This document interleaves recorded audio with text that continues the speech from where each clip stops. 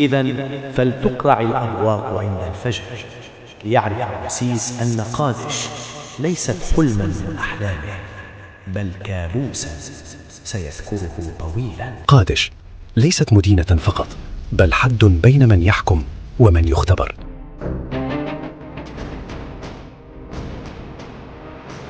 نضرب سريعا، نتحرك كالسهم، فنقسم جيش الحيثيين قبل أن يدركوا أن الحرب قد بدأت.